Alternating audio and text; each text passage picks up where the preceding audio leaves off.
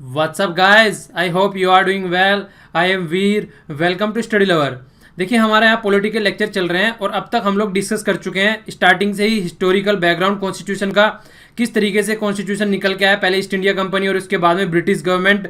उसके आगे हम लोगों ने देखा मेकिंग ऑफ कॉन्स्टिट्यूशन, किस तरीके से कॉन्स्टिट्यूशन असेंबली वगैरह वाला कॉन्सेप्ट. इसके बाद में हमने फीचर ऑफ द कॉन्स्टिट्यूशन देखा. उसके बाद में हमने देखा प्रीएम्बल और उसके बाद में हमने देखा यूनियन एंड इट्स टेरिटरी और इसके बाद में सिटीजनशिप. और अब हमारा चैप्टर है फंडामेंटल राइट. तो फंडामेंटल राइट अब हमारा चैप्टर चल रहा है. फंडामेंटल राइट में बेसिक में बता चुका हूँ लास्ट लेक्चर में. अब हमारा नेक्स्ट लेक्चर है. इस नेक्स्ट लेक्चर में हम लोगों को क्या क्या देखना है. इस लेक्चर में हम लोग देखने जा रहे हैं सबसे पहले तो कि स्टेट क्या होता है अकॉर्डिंग टू कॉन्स्टिट्यूशन, जिसके खिलाफ हम लोग देख रहे थे कि फंडामेंटल राइट अगर कोई हनन करता है तो हम कोर्ट में जा सकते हैं. तो वर्ड स्टेट यूज किया गया है. तो उसका मतलब क्या है, वहां पर स्टेट के अंदर कौन कौन आता है पहले ये देखेंगे स्टार्ट. फिर इसके बाद में देखेंगे इक्वल प्रोटेक्शन ऑफ लॉ और इक्वलिटी बिफोर लॉ. ये काफी कंफ्यूजिंग टर्म्स रहती हैं दोनों. तो आज के लेक्चर के बाद में कभी भी आप लोगों के माइंड में इससे रिलेटेड कोई भी कंफ्यूजन नहीं रहेगा. दोनों टर्म्स यहां पर क्लियर हो जाएंगे बिल्कुल. फिर इसके आगे हमारा चलेगा रूल ऑफ लॉ और उसके बाद में क्या क्या एक्सेप्शन है, कहां पे ये इंप्लीमेंट नहीं होता है.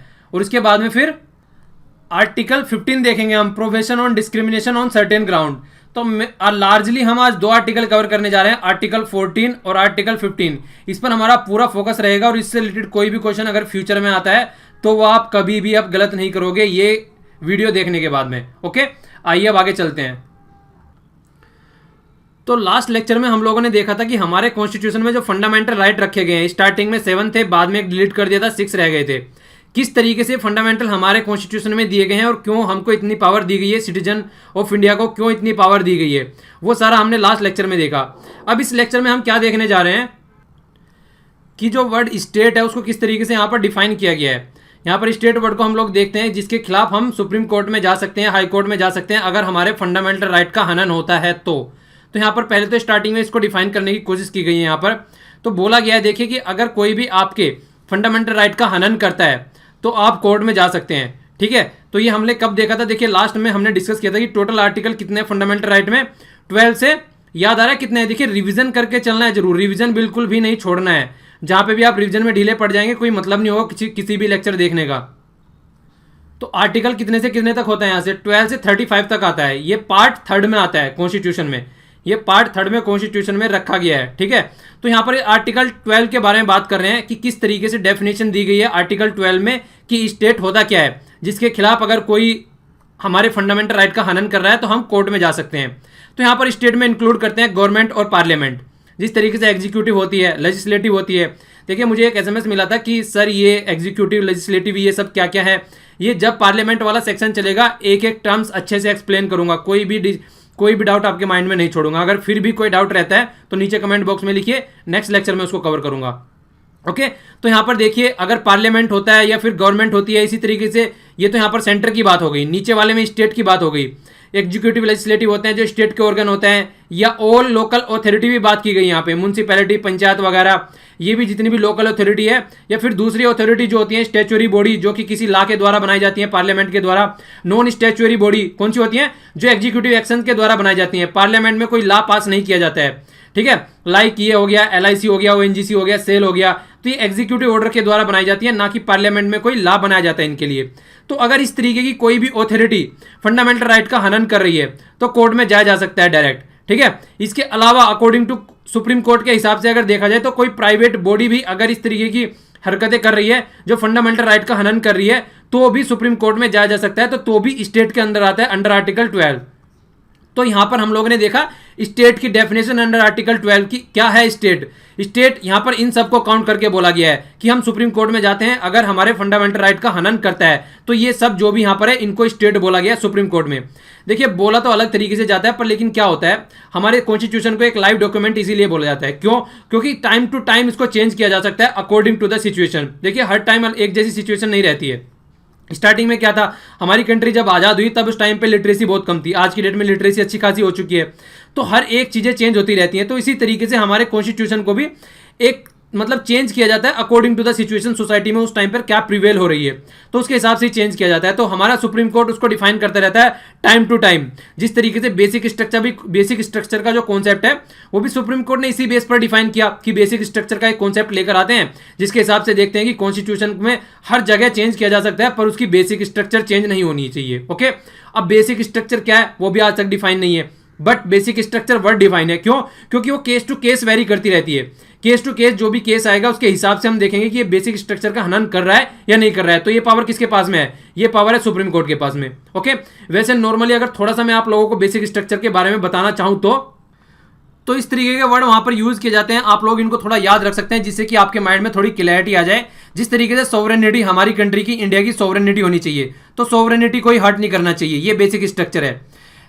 Separation of power executive, legislative and judiciary, ये भी बेसिक स्ट्रक्चर है। जिस तरीके से एनजेएसी का मैंने एग्जांपल दिया था लास्ट लेक्चर में, किस तरीके से नेशनल जुडिशियल अपॉइंटमेंट कमीशन को रद्द कर दिया गया, किसके द्वारा?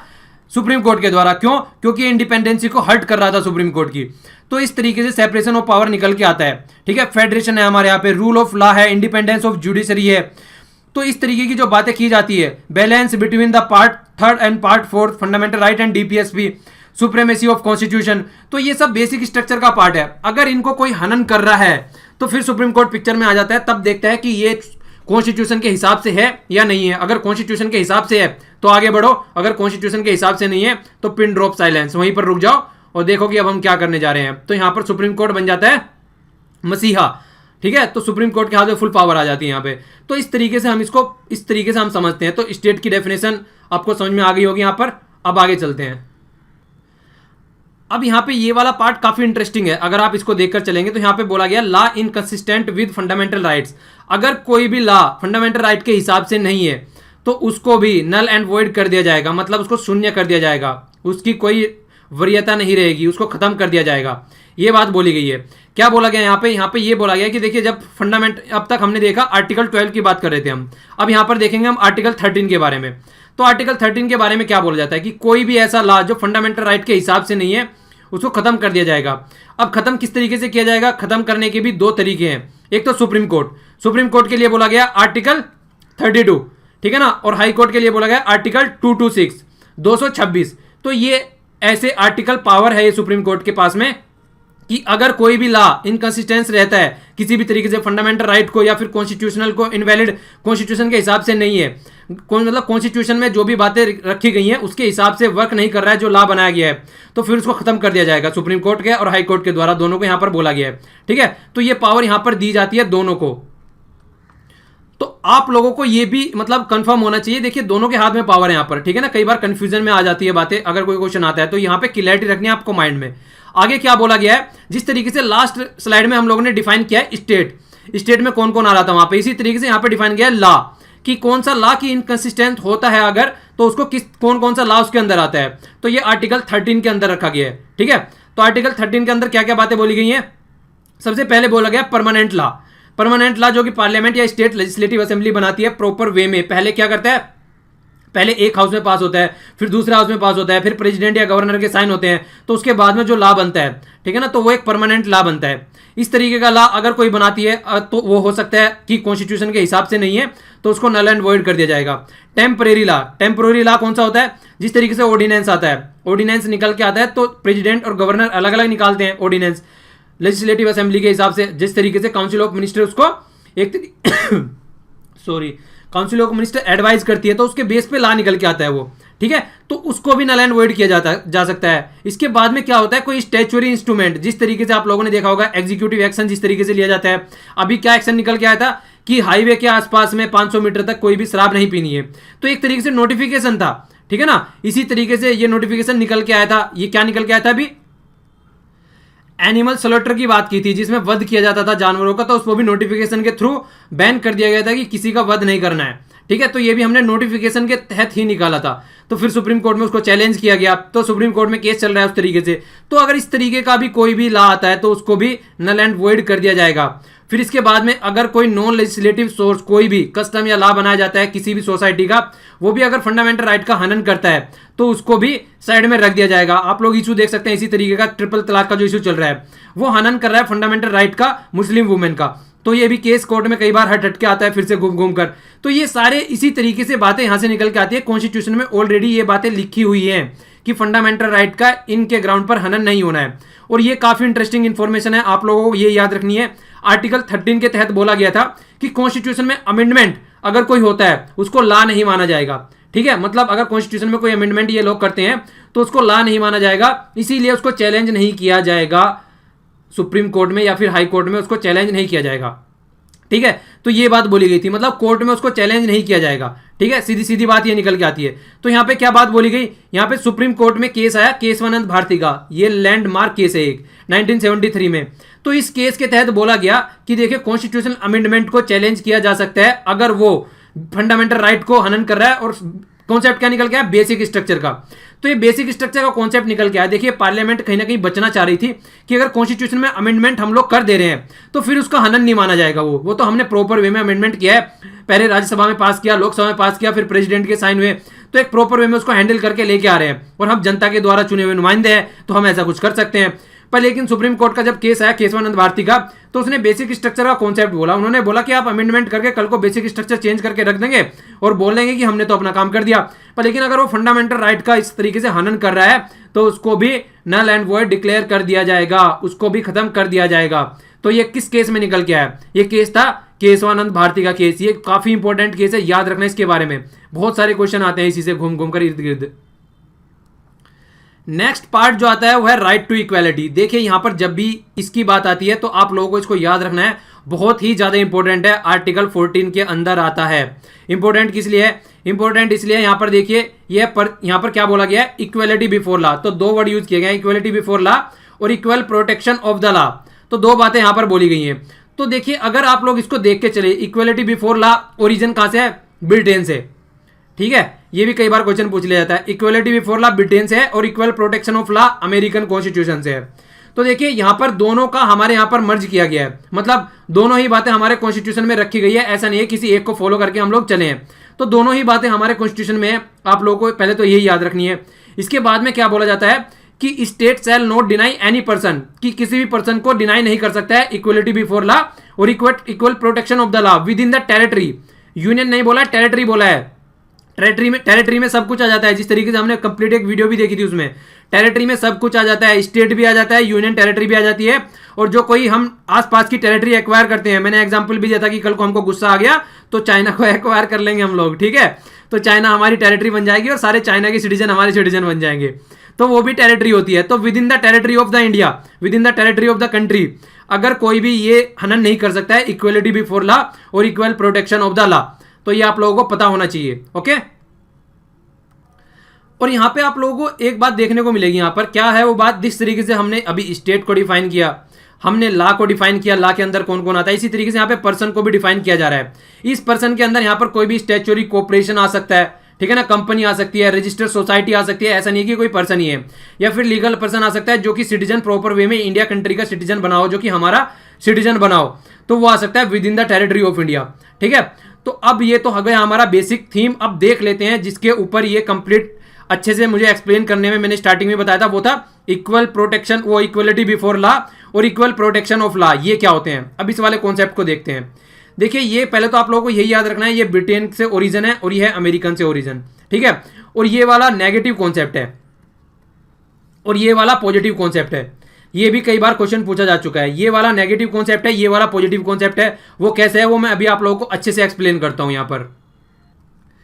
चलिए लेक्चर को थोड़ा आज टेस्टी बनाते हैं, थोड़ा सा ध्यान से सुनिएगा, ज़्यादा मतलब परेशान होने की जरूरत नहीं है। अगर लाइट मूड में भी सुनेंगे खुश होकर ये लेक्चर सुना करें ना, तब ये सोचा करो कि आज यार कुछ नया सीखने को मिलेगा। ऐसा नहीं है कि यार पढ़ना है, कॉन्स्टिट्यूशन पढ़ने बैठ रहे हैं, इस तरीके का मूड बना हुआ है, वो बिल्कुल कभी भी नहीं रखना है। बिल्कुल लाइट मूड रखिए और इन्जॉय कीजिए लेक्चर को और मजे मजे में पढ़िए बैठ के। ठीक है, तो यहाँ पर आज लेक्चर देखते हैं। बात क्या की गई है, इक्वलिटी बिफोर लॉ। ठीक है, तो ये निकल के आया और ये equal protection of the law. तो ये मैंने आप लोगों को बोला अभी ये नेगेटिव कॉन्सेप्ट है और ये वाला पॉजिटिव कॉन्सेप्ट है।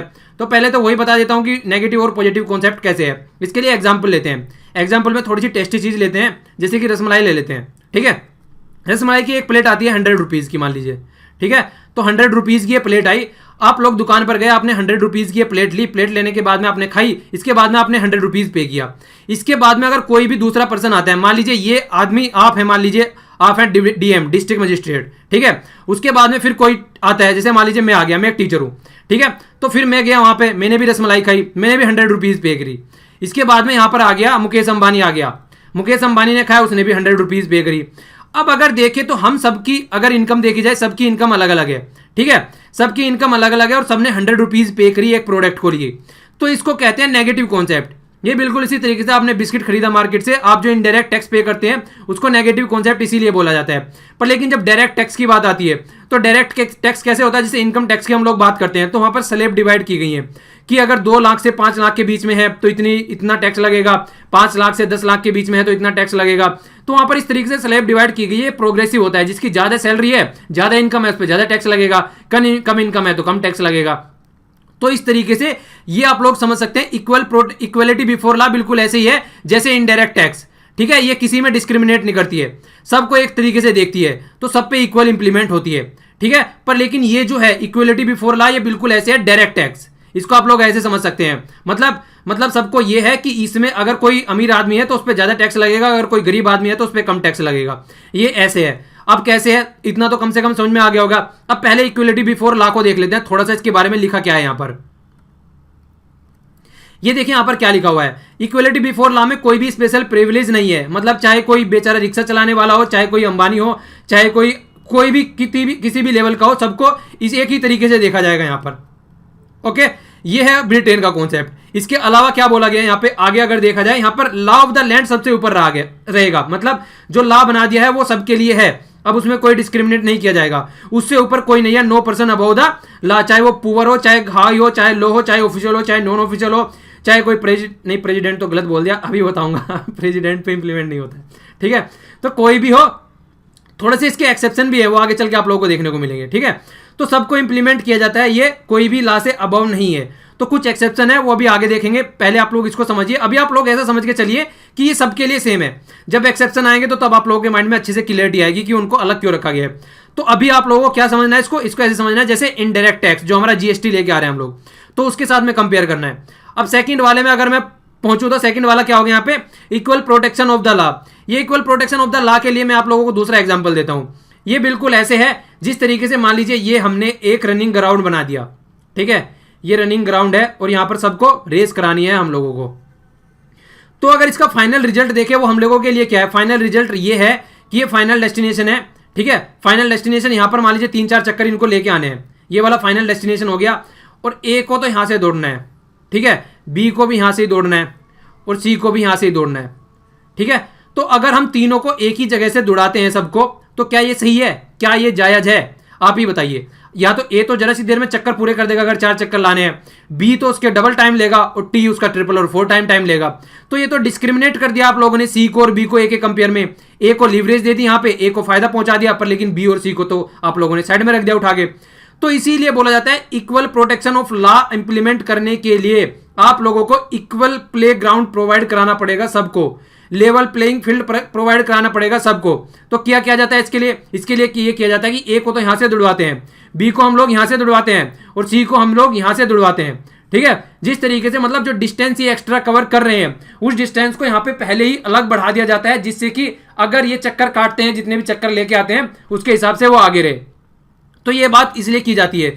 तो इक्वल प्रोटेक्शन ऑफ लॉ इसलिए प्रोग्रेसिव कॉन्सेप्ट बोला जाता है कि इक्वल प्रोटेक्शन उन पे इंप्लीमेंट करनी है कि जो इक्वल स्टेटस में है, जिनका इस तरीके की पोजीशन है, इक्वल सब है वहां पर, ठीक है। ऐसा नहीं है कि वहां पर वैसे तो अनइक्वल है सारे और उन पे इंप्लीमेंट कर दिया कि सबको यहां तक पहुंचना है और वहां पे देखा तो सबको एक साथ बैठा दिया यहाँ पे, तो एक ज्यादा दौड़ रहा है एक कम दौड़ रहा है, ऐसा नहीं करना है। सबको पहले लेवल प्लेइंग फील्ड प्रोवाइड कराना है, उसके बाद में ये लॉ इंप्लीमेंट करना है। तो समझ में आ गया, इसलिए इसको बोलते हैं पॉजिटिव कॉन्सेप्ट और प्रोग्रेसिव कॉन्सेप्ट, जबकि यहां पे ऐसा नहीं है, ये उठा के आंख बंद करके सब पे इंप्लीमेंट कर देते हैं। तो ये दोनों में डिफरेंस है और ये डिफरेंस इतनी बार पूछा जाता है और कई बार इस पे क्वेश्चन भी आते हैं। तो दोनों में क्लियरिटी ये है, ठीक है ना। समझ में नहीं आया तो वीडियो को पॉज कीजिएगा, फिर से पीछे जाइएगा, लेक्चर को सुनिएगा, बहुत अच्छे से एक्सप्लेन किया है, माइंड में क्लियरिटी आ जाएगी अगर शांति से सुनेंगे तो, प्यार से सुनेंगे तो। अगर टेंस होकर सुनेंगे कि मैं पॉलिटी पढ़ रहा हूं और मुझे कॉन्स्टिट्यूशन पढ़ना है और मुझे एग्जाम निकाल रहे हैं, तो फिर तो भगवान भरोसे रहिए। कुछ सीखने के पर्पज से लेक्चर को देखिए, ना कि एग्जाम निकालने के लिए। एग्जाम तो निकल ही जाएगा जब आप लोग अच्छे से सीखेंगे, ठीक है। तो इसीलिए सीखिए इसको थोड़ा सा। अब यहाँ पर मैं आप लोगों को थोड़ा सा एक इन्फॉर्मेशन और देना चाहूंगा जो आप लोगों को नॉर्मली बुक में नहीं मिलेगी। वो है ये equal protection of the law है। ये कॉन्सेप्ट दिया था अरिस्टोटल ने, ये एक ग्रीक के फिलोसफर थे, तो उन्होंने ये वाला कॉन्सेप्ट दिया था equal protection of the law, कि सबको पहले क्या लेके आओ, सबको पहले एक लेवल में लेके आओ। यहां पर आप लोगों का आगे देखने को मिलेगा कि इक्वल सर्कमस्टेंसेज में होना चाहिए जिसके ऊपर हम लोगों को इंप्लीमेंट करना है वो, ठीक है, तब वो इस तरीके से इंप्लीमेंट करना है हम लोगों को। ऑल पर्सन को जब सिमिलर सिचुएशन में आ जाए उस टाइम पर आप लोगों को सिमिलर तरीके का लॉ इंप्लीमेंट करना है। ऐसा नहीं है कि अलग अलग उनको दौड़ने के लिए बोला जा रहा है और बोला जा रहा है कि फाइनल डेस्टिनेशन ये है, ठीक है। तो like should be treated alike, like एक जैसे को एक जैसा ट्रीट करना है आप लोगों को, जो सिमिलर है उनको एक जैसा ट्रीट करना है, कोई भी डिस्क्रिमिनेट नहीं होना है। तो ये लाइन भी कई बार लिखी जाती है यहाँ पर, ये लाइन आप लोगों को याद रखनी है बहुत अच्छे से। ये कई बार तो ये लाइन ही दे देते हैं कि क्या है इक्वल, क्या है equal protection of the law, तो लाइन क्या लिखेंगे वहां पर वो सुन लीजिए। कंफ्यूजन बहुत होता है इस तरीके की लाइन सुनने में, जब एग्जाम में इस तरीके की लाइन आती है। तो लाइन क्या आएगी, like should be treated alike. क्या ये सही है? फिर से सुनिए, लिखा हुआ है नीचे like should be treated alike. क्या ये सही है? हाँ सही है। इसकी जगह ये भी दे सकता है alike should not be treated like, या फिर कुछ भी दे सकता है इस तरीके से। तो आप लोगों को ये पता होना चाहिए। आपको अगर एक बार बेसिक कॉन्सेप्ट पता होगा ना, उसके बाद में फिर वो स्टेटमेंट को किसी भी तरीके से तोड़ मरोड़ ले, आप लोग समझ जाओगे कि ये कहना क्या चाह रहा है या बेवकूफ बनाना चाह रहा है। तो बेसिक कॉन्सेप्ट पता होना चाहिए। जो मैंने अभी आप लोगों को ये रनिंग ग्राउंड वाला एग्जाम्पल देके चलाया, अगर आप लोग ये एग्जाम्पल याद रखेंगे तो फिर से लाइक लिखे या लाइक लिखे वो आप लोग आराम से समझ जाएंगे, ठीक है, कि कौन सी स्टेटमेंट सही है और कौन सी स्टेटमेंट सही है। तो अरिस्टोटल के द्वारा दिया गया ये कॉन्सेप्ट है, ठीक है। तो दोनों में डिफरेंस थोड़ा थोड़ा यही है कि आप लोगों को देखना है कि कौन सा पॉजिटिव है कौन सा नेगेटिव है। ये भी कई बार पूछ लिया जाता है एग्जाम में, ठीक है। तो इक्वल प्रोटेक्शन ऑफ लॉ और इक्वलिटी बिफोर लॉ में ये डिफरेंस है। ये ब्रिटेन का कॉन्सेप्ट है और ये है अमेरिकन कॉन्सेप्ट, ओके। अब जो equal protection of the law है यहां पर, ये निकल के कहां से आता है? ये निकल के आता है rule of the law, rule of law से निकल के आता है ये, ठीक है ना। तो इक्वलिटी बिफोर लॉ जो है वो कहां से निकल के आता है? रूल ऑफ लॉ से निकल के आता है। तो इक्वलिटी बिफोर लॉ को आप थोड़ा सा समझ लेते हैं हम। इक्वल प्रोटेक्शन ऑफ लॉ तो हम लोगों ने देख लिया अच्छे से। तो रूल ऑफ लॉ से निकल के आता है और ये किसके द्वारा एक्सप्लेन किया गया है, क्योंकि किसका कॉन्सेप्ट था ये? अभी हम लोगों ने देखा ब्रिटेन का कॉन्सेप्ट था इक्वलिटी बिफोर लॉ। तो ये एवी डाइसे, ये ब्रिटेन के जूरिस्ट थे, मतलब अच्छी खासी नॉलेज थी इनको। तो इन्होंने इसके बारे में एक्सप्लेन किया था रूल ऑफ लॉ के बारे में। इस तरीके के कई बार छोटी छोटी टर्म्स भी ना एसएससी में यूपीएससी में डायरेक्ट पूछ ली जाती है कि ये कॉन्सेप्ट किसने दिया, ये कहां से निकल के आया। तो आप लोगों को थोड़ा सा पता होना चाहिए इसके बारे में। तो इन्होंने क्या किया, यहाँ पे 3 एलिमेंट दिए इन्होंने, ठीक है ना। 3 एलिमेंट से 2 स्टार्टिंग वाले जो हैं ये absence of the arbitrary power और the equality before the law, ये 2 तो हमारे यहाँ पर इंप्लीमेंट होते हैं, पर लेकिन तीसरे वाला हमारे यहाँ पे इंप्लीमेंट नहीं होता है। क्यों नहीं होता है अभी बताऊंगा। पहले देख लीजिए absence of the arbitrary power. जिस तरीके से ये हमारे उसमें रखा गया कि कोई भी आर्बिट्रेरी पावर न आए और एक तरीके से इंडिविजुअल की भी एक मान्यता बनी रहे, अच्छे से प्रिवेल कर सके वो भी आराम से। मतलब ये है कि कोई भी मैन हो उसको मतलब किसी भी तरीके से पनिश नहीं किया जाएगा, उसको अकॉर्डिंग टू द लॉ ही पनिश किया जाएगा। ऐसा नहीं है कि अपने हिसाब से स्टेट अपना कोई भी नया लॉ निकाल के लेके आए और उसको पनिश कर दे, ठीक है ना। तो इक्वलिटी बिफोर लॉ के सामने सब इक्वल है, ठीक है। और ये भी बात आगे बोली गई है कि equal subjugation of the all citizen, मतलब चाहे रिच हो, चाहे पुअर हो, चाहे ऑफिशियल हो, चाहे नॉन ऑफिशियल हो। तो लॉ ऑफ द लैंड सबके लिए ऑर्डिनरी लॉ के हिसाब से ही काम करेगा। ऐसा नहीं है कि यहां पर डिस्क्रिमिनेट किया जाएगा, ओके। जो तीसरा है उसमें क्या बोला गया है, primacy of the right of the individual. देखिए यहां पर एक बात निकल के आती है, यहां पर जो बात बोल रहे हैं कि कॉन्स्टिट्यूशन में ऐसा कुछ नहीं लिखा है कि इंडिविजुअल के राइट्स को इस तरीके से डिफाइन नहीं किया गया, ये यूके की बात की गई है। पर लेकिन अगर हमारे यहाँ पे बात करें, हमारे यहाँ पे फंडामेंटल राइट जो कि इंडिविजुअल राइट है वो हमारे इंडियन कॉन्स्टिट्यूशन में रखे गए हैं बाकायदा, ठीक है। तो यहाँ पर ये बात बोल रहे हैं कि रखा नहीं गया है। तो फर्स्ट और सेकंड अगर इस हिसाब से देखा जाए तो हमारे ऊपर इंप्लीमेंट होते हैं, पर लेकिन जो थर्ड है वो हमारे ऊपर इंप्लीमेंट नहीं होता है, क्योंकि हमारे कॉन्स्टिट्यूशन में इंडिविजुअल के राइट्स दे रखे हैं जो कि फंडामेंटल राइट है, वो इंडिविजुअल के ही राइट है, और जबकि वहां पर नहीं दे रखे हैं अगर यूके में देखा जाए, ठीक है। तो इसीलिए मैंने बोला था हमने किसी के वहां से ऐसे ही नहीं उठा लिया है कोई भी पार्ट कॉन्स्टिट्यूशन का, अपने सिटीजनशिप अपनी कंट्री के हिसाब से हमने उसको देख के अपने यहाँ पर इंप्लीमेंट किया है। तो इसलिए आप नहीं बोल सकते कि हमने कहीं से कॉन्स्टिट्यूशन बोरो किया है, ये कॉन्सेप्ट कभी नहीं बोल सकते आप लोग, ठीक है। हमने बोरो नहीं किया है उसको, हमने बाकायदा अपने यहाँ पर जो चीज हमारे हिसाब से इंप्लीमेंट की जा सकती थी उनके हिसाब से हमने पूरा वहां से उठाया पोर्शन, ओके, और फिर अपने यहाँ पर मॉडिफाइड करके उसको रखा है। तो आगे क्या बोल रहे हैं कि देखिए सुप्रीम कोर्ट ने यह भी बोला है कि रूल ऑफ लॉ जो है उसको बेसिक फीचर बना दिया आर्टिकल 14 का, मतलब उसको बेसिक स्ट्रक्चर का कॉन्सेप्ट दे दिया है और उसको अब चेंज नहीं किया जा सकता है। Can not destroy, even the amendment भी उसको चेंज नहीं कर सकता है। तो ये भी एक कहीं ना कहीं प्रोटेक्ट करने के लिए, सिटीजन ऑफ इंडिया को प्रोटेक्ट करने के लिए गवर्नमेंट से या फिर किसी भी तरीके से कोई भी हार्म न पहुंचा सके, ये यहाँ पर बेसिक स्ट्रक्चर में डाल दिया गया इसको भी, ठीक है ना। तो ये इस तरीके के बेसिक स्ट्रक्चर इस तरीके से supreme court time to time decide करता है। ये कहीं पर भी स्टार्टिंग में जब हमने कॉन्स्टिट्यूशन अडेप्ट किया था 26 जनवरी 1950 में, तब से ये बेसिक स्ट्रक्चर का कॉन्सेप्ट नहीं था। ये 1973 में निकल के आया और तब से आज की डेट में ये चलता ही जा रहा है आगे आगे। इसी तरीके से जैसे कोई केस आता है तब सुप्रीम कोर्ट अलग एक नया डिजाइन लेके आता है, नया डेफिनेशन लेके आता है और उस तरीके से ये चेंज होता रहता है, उसी तरीके से चल रहा है।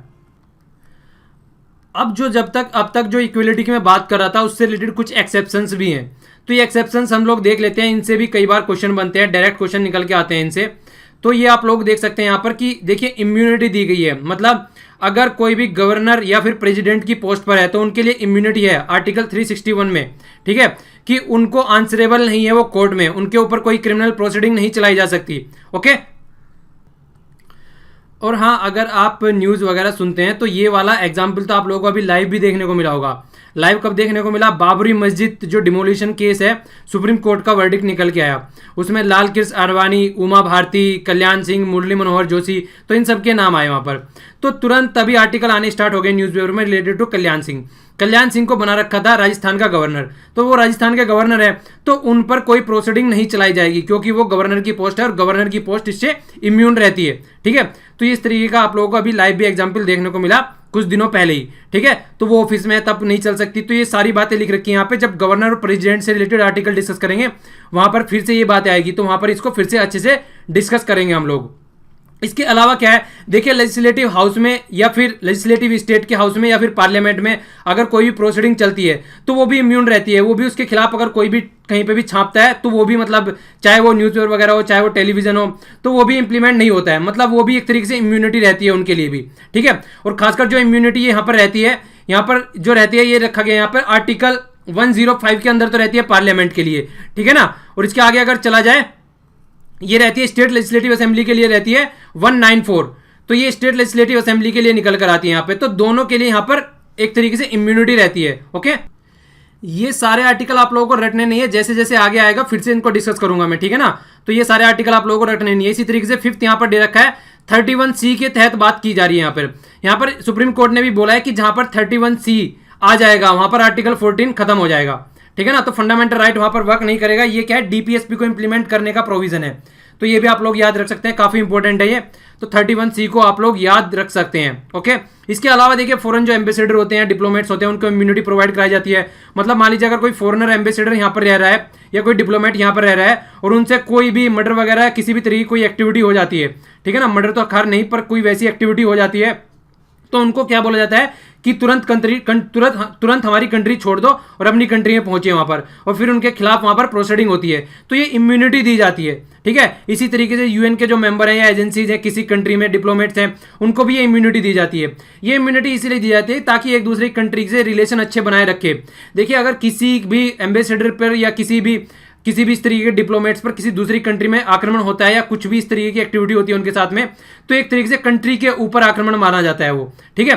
तो ये बात निकल के आती है, तो इसलिए उनको कंप्लीट प्रोटेक्शन दी जाती है ताकि देखिए वो एक तरीके से कंट्री को रिप्रेजेंट करते हैं वहां पर जिस भी कंट्री में रहते हैं, तो इसलिए उनको कंप्लीट प्रोटेक्शन इसलिए दी जाती है, ठीक है ना, ताकि उनके साथ कुछ भी गलत काम ना हो और वो अपना काम अच्छे से आसानी से कर सके जिस भी कंट्री में रह रहे हैं।